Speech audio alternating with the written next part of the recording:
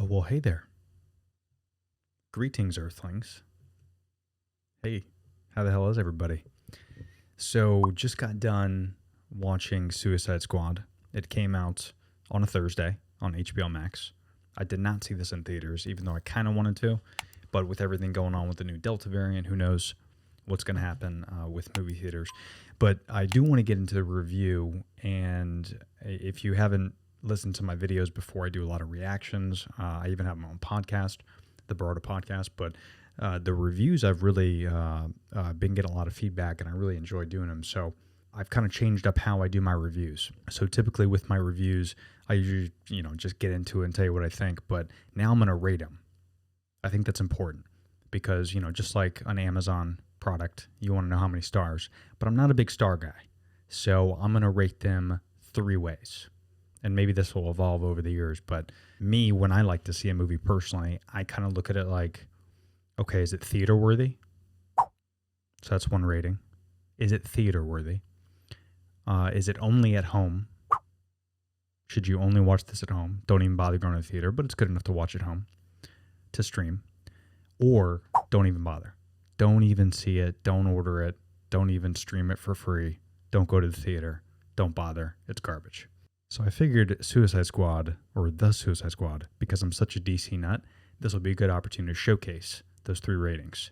So I'm going to tell you my rating in just a moment after I talk about this movie real quick, and I'll let you know what I think. I will give it an official rating.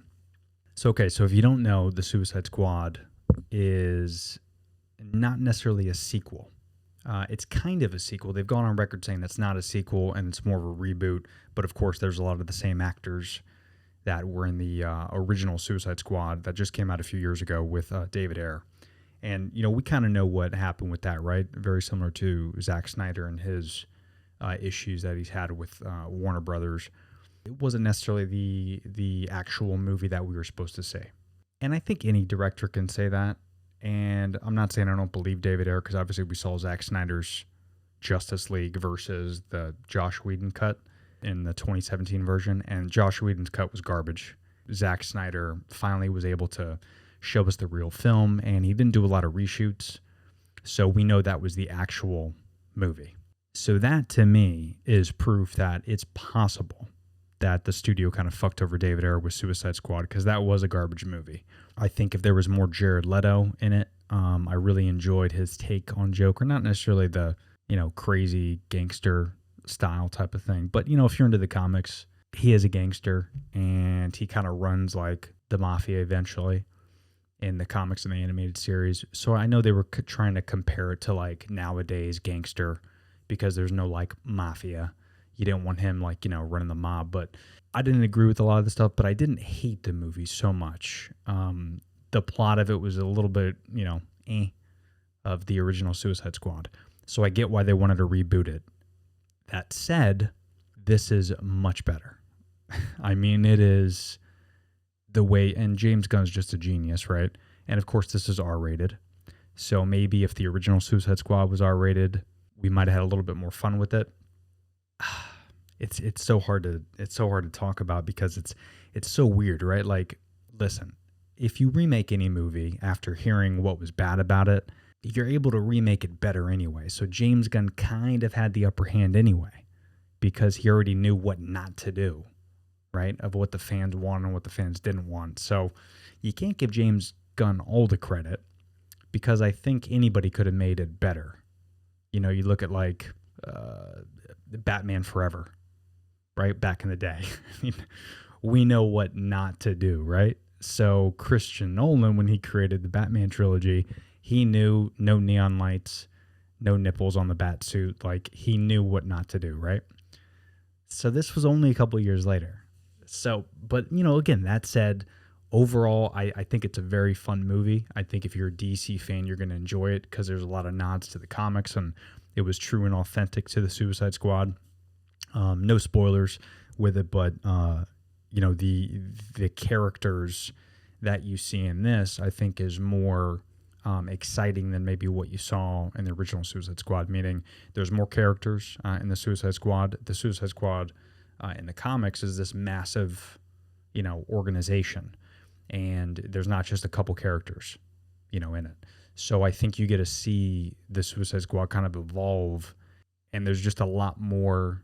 It's hard not to spoil anything, but there's a lot more involved in this Suicide Squad, not just with the characters, but the way James Gunn did it. I really enjoyed how he kind of didn't do an origin story for each character. A lot of these characters are new that you don't know about. There wasn't really an origin story, and I don't think you really needed it either. I think that's what's kind of different and cool about this Suicide Squad, where they just throw a bunch of characters in your face and you can accept it because he does a great job in storytelling throughout the movie, as opposed to in the beginning.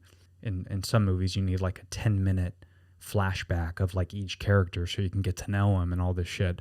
But I think as a fan of the Suicide Squad, we just wanted to get in the action. And James Gunn does a really good idea of that, of just getting into the action literally from the first couple minutes. You're in it, and then you have a ton of fun throughout the whole movie.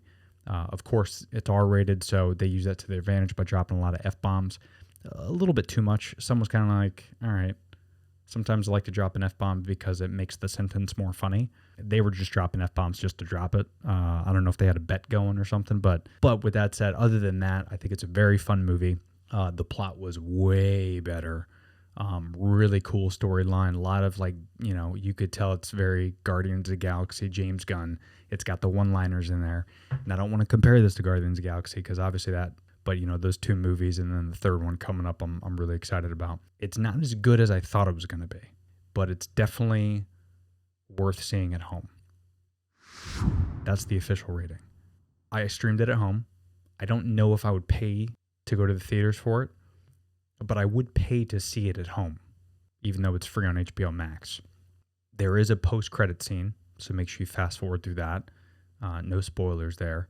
But overall, I think you're going to get a kick out of this. I think you're really going to enjoy it. It's, again, a lot of fun. If you're a comic book fan, I think you're going to enjoy it a lot because there's a lot of different characters in there. And then, of course, the main villain, which kind of is addressed in the trailer. But again, I won't mention it. But the ending is very satisfying because the way they ended it, again, I don't know if they're going to do a sequel to it. I hope they do. I hope they build off characters. I know we're going to get John Cena's Peacemaker spinoff that they're filming right now. So that could be fun, but I'd love to see more with Harley. I'd love to see Jared Leto come back. I'd love to see that whole universe come into play. The Snyders, Zach and Deborah, they are producing this film. So who knows? I mean, it might open up the doors for more R-rated craziness. But again, I would stream it at home, and I would pay for it, but you don't have to if you have HBO Max. But it is worthy of being at home and watching the flick. So overall, that's the rating. That's the review. Hope you guys enjoy it. Leave a comment below. I'd love to know what you think. What do you think? Is it worth going to the theaters? Is it worth streaming at home? Should people not even bother? Let me know what you think in the comments.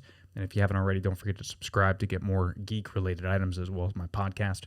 You can visit thebaroda.com for more. Thanks, guys. Be safe out there. Have fun. Geek out.